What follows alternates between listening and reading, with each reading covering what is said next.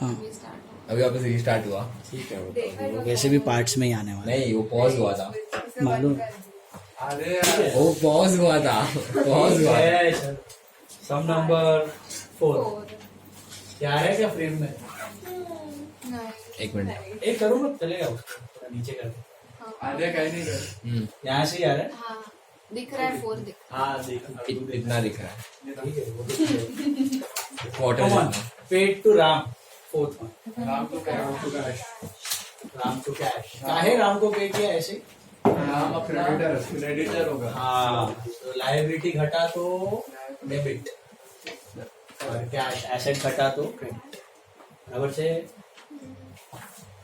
Paid salary to Ram. Salary account salary expense है। हाँ। Expense बढ़ा तो डेबिट। कैश घटा तो नहीं वो तो कैश की क्रेडिट। Cash cash. सैलरी देखो यू आर पेड ना, हाँ इज इट पेएबल और paid? Paid. What if it is payable? Then salary to Ram, देना बाकी है। सैलरी दे दिए तो सैलरी टू कैश। फिर राम का नाम इम्पोर्टेंट नहीं, समझा? एक्सपेंस पेड है तो पार्टी का नाम इग्नोर करना। Received from Ram, cash to cash to Ram. काहे दिया राम ने पैसा? लेटर था। लेटर बढ़ा कि घटा? एसेट कम हुआ। कम हुआ, क्रेडिट। कैश एसेट बढ़ा तो रिसीव्ड कमीशन फ्रॉम राम।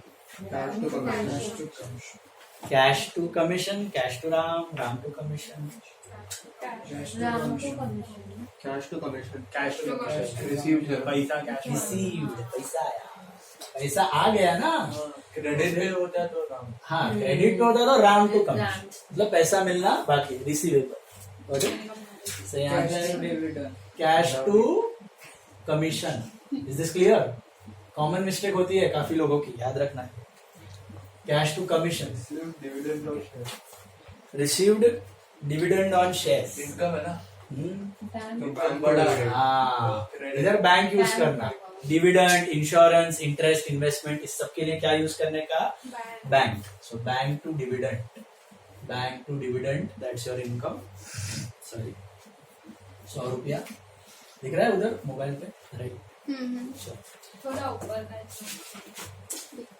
ठीक है, विजिबल है। यहाँ तक नीचे आ रहा है, कट रहा है नहीं? हाँ पूरा है। Paid rent in advance for the next month. Asset हुआ। Yes. एसेट बढ़ा। हाँ, तो entry prepaid rent to cash. prepaid rent to cash. It's not prepaid rent to rent. What you are saying is prepaid rent to rent. That is an adjustment entry. हाँ, final account. देखो दोनों में फर्क है।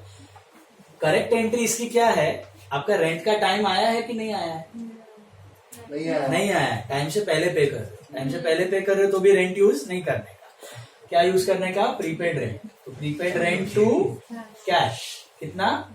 100 रुपए। लेकिन ज्यादातर business आलसी होता है, तो वो क्या करते हैं, आपने अगले टाइम का जो रेंट पे किया ना, सुनो देखो बोर्ड पे, बहुत इंपॉर्टेंट कंसेप्ट है।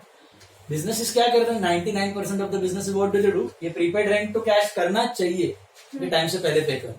लेकिन वो लोग क्या करेंगे? Rent to cash. क्या करेंगे? फिर फाइनल अकाउंट्स का टाइम आएगा, उसमें पता चलेगा अरे साला ये रेंट तो ये साल का है ही नहीं, ये तो नेक्स्ट ईयर का है, तो इसको एडजस्ट करते हैं।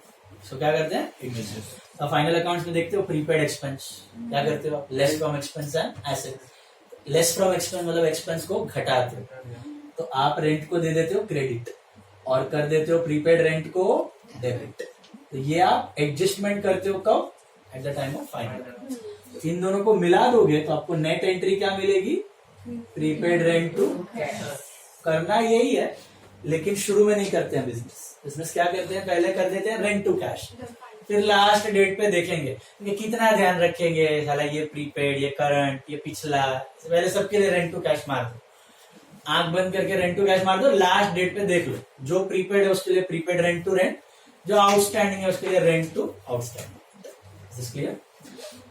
तो बिजनेसेस करते हैं ये, करना चाहिए ये, लेकिन करते हैं ये। अभी मार देंगे रेंट टू कैश, फिर करेंगे प्रीपेड रेंट टू रेंट। समझ आई?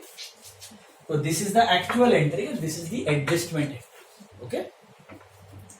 इनकम पेड इनकम टैक्स अभी अभी आपको बताया था. सोल प्रोप्राइटर में इनकम टैक्स नाम का कोई सेपरेट एक्सपेंस नहीं होता. बिजनेस का कोई सेपरेट टैक्स नहीं होता. तो एंट्री क्या बनेगी? Drawings to bank. Tax is always paid through bank. Drawings to bank. घर पे लेके गया पैसा, घर पे क्यों लेके गया?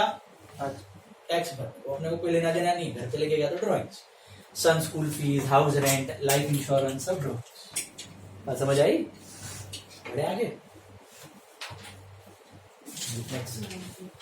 Paid house rent to landlord. अरे अरे अरे.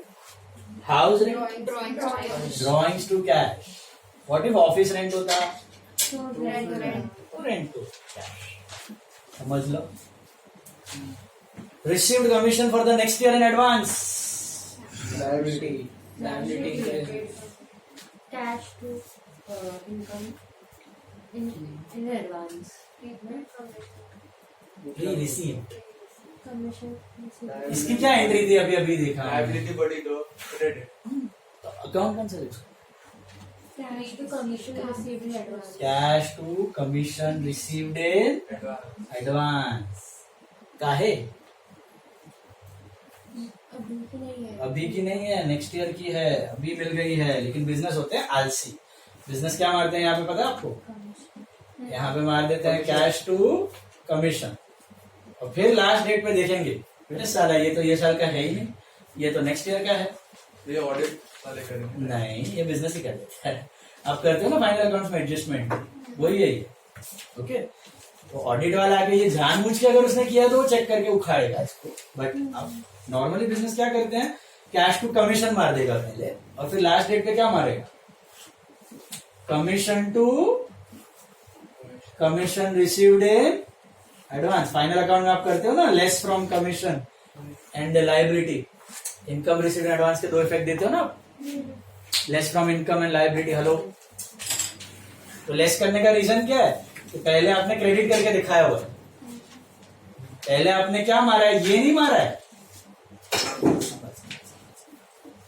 पहले आपने ये नहीं मारा है. Cash to commission receive in advance नहीं मारा है. आपने क्या मारा है? Cash to commission. इसके लिए आपको एडजस्ट करना पड़ता है. Commission to commission receive in advance. तब जाके ये एंट्री मिलेगी. ऐसा आएगा आगे, बहुत बार आएगा. आपको मैंने बताया 99% ऑफ द बिजनेस यही मारेंगे कैश टू कमीशन. फिर लास्ट डेट पे commission to commission received in advance. समझ आई? बढ़िया आगे. Our bank informed that it has collected dividend on our behalf and paid telephone bill of 200. What is that? Bank to dividend आएगा. Exactly. Bank to dividend, income बढ़ा, asset बढ़ा, and telephone to bank. Telephone to bank. Expense बढ़ा और asset घटा. Is this clear? समझ लो कि नहीं? सांगा. पुढे चला. चला.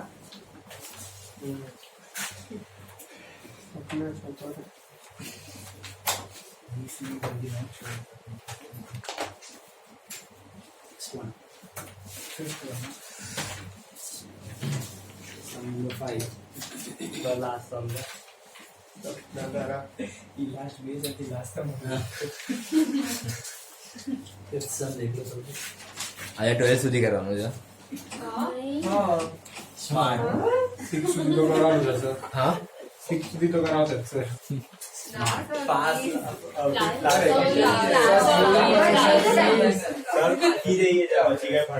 हम लोग सर जब भी ऐसा बोलते हैं सर एक्स्ट्रा सम ऐड करते हैं.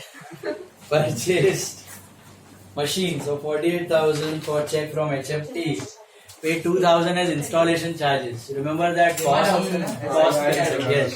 Whenever you buy any asset, उसमें जो भी खर्चा होता है add up to the cost. Purchase करते हो. That is historical cost. Okay. तो 50,000 रुपया कॉस्ट हो गया आपका. उसमें से 48 आपने कैसे पे किया है? इंस्टॉलेशन कैसे पे किया है? कैश. तो एंट्री क्या बनेगी? Machine to bank to cash. Machine में कितना? 50. बैंक में 48. 48 और कैश में 2. Okay. Whenever you buy any asset, उस पर कोई भी खर्चा हुआ add up to the cost concept. Historical cost पे दिखाया जाता है हमारे कंट्री में ज्यादातर सभी एसेट्स को, बट अभी रिसेंटली ये चेंज हो रहा है, आगे मैं कॉस्ट करवाऊंगा तब बताता हूँ. Then purchased computer of 18,000 from Wipro, paid 500 as fitting charges. Computer to Wipro. That's it. Computer to Cash. Wipro. Cash. हाँ, कंप्यूटर जो है वो कैसे खरीद रहे हो आप? Credit में. क्रेडिट में, क्योंकि पार्टी का नाम दिया है. कैश के बारे में कुछ नहीं दिया है, और ऊपर का जो फिटिंग चार्जेस है वो आप कैसे पे कर रहे हो? कैश. ठीक है. Computer to Wipro to cash. बहुत बढ़िया. Purchased 2 fans from Khaitan for cash 1,000 each नहीं है, 1,000. Fitting charges of 25 paid on each fan. One of the fan was for personal use. एक फैन की कॉस्ट कितनी हुई? 525. अब सोचो ऐसे करोगे एंट्री. जो ऑफिस में आया उसके लिए फैन की जगह फिटिंग्स यूज करना है. फैन इज फिटिंग्स कितने का आया? ऑफिस 525 एसेट बढ़ा. जो घर पे गया वो ड्रॉइंग्स, बढ़ा तो डेबिट टू कैश पे खरीद रहा है. पढ़ो entire both the fans are purchase for cash. हाँ, दोनों क्रेडिट पे खरीदा होता तो it would have been Drawings मतलब asset हुआ. हाँ, बिजनेस के लिए ओनर से पैसा लेना, बाकी ओनर लेके गया. Sorted.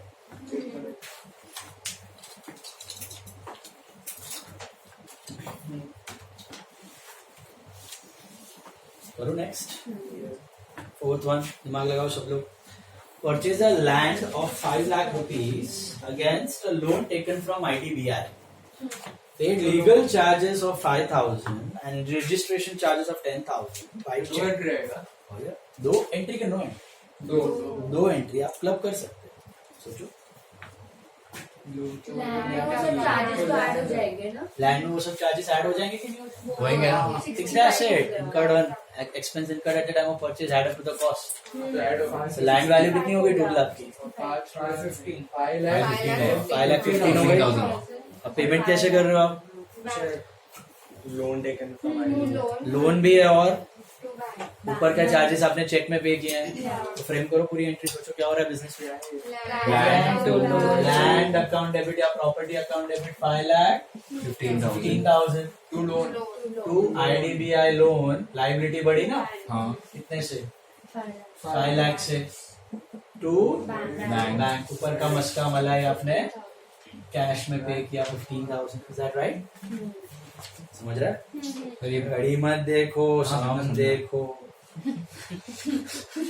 Land account is 5,15,000 to IDBI loan to bank. समझ लो. बैंक भी 5,50,000 होगा ना. नहीं बेटा, बैंक मतलब तूने अपने बिजनेस में से थोड़ी 5,15,000 चुका दिया. ये तो उधारी पे है. एंट्री स्प्लिट कर सकता है मैडम दो में. दो किया तो लैंड टू लोन और लैंड टू बैंक. जो सेकंड लैंड टू लोन आएगा उसमें कैसे आएगा? Land to loan 5 lakh, land to bank 15,000. ऊपर का 15,000 ही चेक से दिया है. तुमने जमीन खरीदी, लेकिन डिड यू पे full 515 from your bank account? No. Only 15. Only 50. बाकी तो आपने उधारी पे काम किया ना. लोन लाइबिलिटी बढ़ गया. अभी हमने किया था वो वेंडर वाला सम. एसेट खरीदा और उसको डिबेंचर होल्डर बनाया. Asset to vendor and vendor to debenture. This clear? Asset to debenture basically. Asset खरीदा और डिबेंचर लाइबिलिटी बढ़ा. वैसे यहाँ पे एसेट खरीदा और लोन लाइबिलिटी बढ़ा. समझा? Next. Exchange old motor car of 10,000 cash. हाँ, बट कैश और कंप्यूटर कितने के आए हैं आपके? 3,000 कंप्यूटर. हाँ. लॉस है कि नहीं है? लॉस रिकॉर्ड करना है कि नहीं करना है? करना है कि नहीं करना? काहे करना है? एसेट है. एसेट पे रेयरली होता है और नॉमिनल अमाउंट, बहुत छोटू अमाउंट का लॉस होता है. बहुत रेयरली होता है और बहुत छोटे अमाउंट का रहता है. इसलिए उसको रेवेन्यू में दिखा देना, मतलब एक्सपेंस में दिखा देने का. ताबड़तोड़ लॉस ऑन सेल ऑफ क्या बेचा? Motor. Loss on sale of motor car कितना है 1000। 2 मोटर कार कितने की गई कार 10,000। गुड्स पे कभी प्रॉफिट लॉस दिखाने का नहीं, उसका साल के एंड में होता है सबका साथ में। सॉरी फिफ्थ वाला फिफ्थ वाला क्या देखो, कैश बढ़ा मोटर कार गया ना, कैश आया कंप्यूटर बढ़ा, तो लॉस क्यों आया 7,000? लॉस क्यों आया, कार कितने की थी 10,000, और आया कितना, लेकिन उसमें से 7,000 तो कंप्यूटर का था। हाँ एक्सचेंज किया, एक्सचेंज 10,000 का गाड़ी for 2,000 cash and 7 का computer, you got 9, you sent gave for 10, 1,000 का लॉस हुआ ना। तो ये लॉस बोलने का मतलब हर बार पीएनएल में ही जाएगा, it's a revenue loss. Revenue loss मतलब हर साल नहीं हो रहा है, बट जिस साल में हुआ वही साल के पीएनएल में दिखा देने का। Very small amount, nominal amount loss, not big loss. Then sold old furniture of 6,000 for cash 3 and goods 3। सोच के बताना, सोच के बताना। Cash purchase. Cash, goods, cash purchases to तो गुड्स ही आएगा ना। गुड्स नहीं, नहीं यूज कर गुड्स के लिए कौन सा अकाउंट यूज करना है अभी 3, परचेज सेल और स्टॉक। परचेज जब भी पूरे साल में परचेज जहां जहां कॉस्ट दिख रहा है आपको, बेचा प्रॉफिट पे तो सेल्स, और स्टॉक कभी क्लोजिंग स्टॉक, अनसोल्ड स्टॉक। बाकी सब जगह कैश परचेज टू ओल्ड वाला क्या है? क्या गया इधर अभी, फर्नीचर फर्नीचर लिखो। ओल्ड न्यू कुछ लिखने की जरूरत नहीं है, सीधा फर्नीचर। कितना आया, cash 3, purchase 3, furniture 6। Is there any profit loss? Simple barter exchange, थोड़ा कैश भी है, समझा ये? No profit no loss, right? So can't be recorded. Exchange personal furniture of 8,000 for 6,000 exchange personal furniture. ध्यान से पढ़ो, पहले यहां तक हो गया सबका? देखो, exchange personal furniture of 8 for 6 in exchange of a new furniture of 9 for the business, paid the difference through business bank. Capital आएगा ना। New furniture 9 to capital loss to capital to bank. Loss. हाँ loss नहीं आएगा ना इसमें। क्योंकि personal है। Personal का फर्क So क्या हो गया? third to capital. New furniture capital to bank. To bank. फिर आपने पर्सनल फर्नीचर आप गए 8 का लेके गए, उसने 6 में एक्सेप्ट किया, 2 का तो लॉस हो गया, you will record that loss. No. By Personal. Business में आएगा नहीं।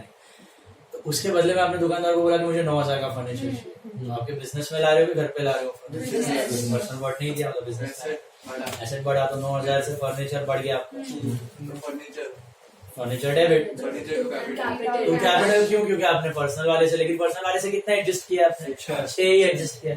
ऊपर का डिफरेंस कहाँ से दिया? बिजनेस के बैंक से दिया। तो सोचो, furniture to capital. Furniture to capital to bank. Furniture में कितना? कैपिटल में, बैंक में 3, घर से सॉरी बिजनेस से गया 3, बाकी 8 का 6 में एक्सेप्ट, 8 का 7 में एक्सेप्ट हुआ होता तो उधर 2,000, 8 का 8 में एक्सेप्ट हो चुका होता तो उधर 8 और 1, 8 का 9 में एक्सेप्ट हुआ होता तो उधर ही बैंक नहीं आता, सिंपली बड़ा बिट। यही तो था भैया। 7th वाला, 7th और 8th लास्ट होगा। 7th और 8th very small, 10 minutes, that's why I took 10 minute वाला। अरे हाँ अच्छा, कल आपका टाइमिंग्स मैंने बोला, सब लोग थे, लेकिन वापस बोला। नहीं, वापस बोलना था सर को। 3:30 to 5 क्या है? इकोनॉमिक्स, कितने बजे 3:30 से 5, 3:30। 3:30 से 5 इकोनॉमिक्स, 5:15 से 6:45, 5:15 to 6:45 यहाँ की वहाँ पे। अरे मैथ्स उधर ही है, हाँ। खाली 7 o'clock आपको यहाँ पे आना और यहाँ पे ही आना, रिक्शा पकड़ के भाग मत जाना। 7 वो to लोग आ गए थे। 8:30, 8:45 तक आपका होगा। 8:30 इसलिए तो मैं लास्ट रखता हूँ। So 7 to 8:30, 8:45 अकाउंट्स का कभी है ना छोड़ने का टाइम फिक्स रहने वाला। चलो गाले कराओ दोस्तों 10 मिनट 8:30 to 8:45 सेवन सम और आज लेट भी आए हो तुम लोग, तो मैं 9 बजे छोड़ रहा हूँ तुमको, आगे से ऐसा नहीं होगा। 7th one, goods of ₹5,000 are lost due to fire. 75% of the loss was settled. Please underline that. Settled by the insurance वो ऐसे हुआ company. ना क्या मिला सेटल्ड मतलब क्या मिला? एंट्री सुधा से आनी cash Loss loss fire, cash के जगह लिखने का बैंक बैंक, क्लेम तब लिखने का जब मिलना बाकी। तो क्लेम्ड दिया ना, क्लेम्ड दिया है, क्लेम्ड दिया है तो it is insurance claim account या इंश्योरेंस कंपनी अकाउंट भी लिख सकते हो। That means that's your debtor. आपको पैसा लेना, कंसाइनमेंट में भी हमने किया था क्लेम्ड, तो बाय क्लेम लिखता था मैं, सेटल्ड या रिसीव्ड होता था बाय बैंक लिखता था नॉर्मली। तो इधर लॉस बाय फायर डेबिट मिल गया है, सेटल्ड है तो बैंक, डेबिट क्यों हो रहा है? लॉस पड़ा, गुड्स गया, एक्सपेंस गुड्स गया तो परचेज घटा, हाँ क्योंकि ये गुड्स बेचने वाले नहीं हो। कितने का गया? 5 का गया, और पैसे कितने आ रहे? 3750 ही आ रहे, 1250 तो आया नहीं, लॉस हो गया। ऐसे तो हम गुड्स पे कभी प्रॉफिट लॉस साथ में रिकॉर्ड नहीं करते, बट ये नॉर्मल है कि अब नॉर्मल है? अब नॉर्मल अब नॉर्मल वाला अलग से दिखाना पड़ेगा, परचेज से निकाल के पीएनएल, ये ट्रेडिंग का हिस्सा नहीं है। इसके। तो लॉस बाय फायर, लॉस बढ़ा, कितने का लॉस होगा आपका यहाँ पे? 125। और माल कितने का गया? परचेज कितने से कम हो रहा है आपका? 5000। देखो क्लेम नहीं होता तो ये एंट्री होती है, ये समझ में आई? हाँ लॉस क्लेम नहीं होता तो loss to loss by fire purchase हो जाता, बीच में क्लेम आ गया तो आपका लॉस उतने से घट गया, लॉस घटा और एसेट बढ़ा, कितने से? क्लेम कितने का है? 3750, नहीं समझा? 1 सेकेंड, सेटल्ड है ना, इसलिए तो मैं 2 बार बोला सेटल्ड सेटल्ड। सेटल्ड मतलब पैसा आ गया। देखो इधर क्या हो रही है, इमेजिन करो there was no claim, then what would have been the entry? Loss to purchase, how much? 5000, बराबर है। फिर आपको कहीं से पता चला कि बॉस पैसे आ रहे हैं, कितने आ रहे हैं? 37, तो लॉस बढ़ेगा कि घटेगा? घटेगा। तो उसका एंट्री क्या है? बैंक टू लॉस, तो बैंक कितना आएगा? 37, और लॉस घट गया, एसेट बढ़ गया, लॉस घट गया, तो ये कट होके नेट कितना हो गया लॉस आपका? 125। तो लॉस बैंक टू परचेज, अच्छा कंबाइन। पर इसमें लिखा ही नहीं ना बुक्स में कि क्लेम अकाउंट ओपन ही नहीं क्लेम अकाउंट ओपन ही नहीं किया डायरेक्ट। क्लेम अकाउंट प्रैक्टिकली होता है, ताबड़तोड़ इतना जल्दी पैसा मिलता नहीं है, ये थियोरेटिकल है। हमेशा प्रैक्टिकली क्या होगा? करें लॉस क्लेम टू परचेज और फिर बैंक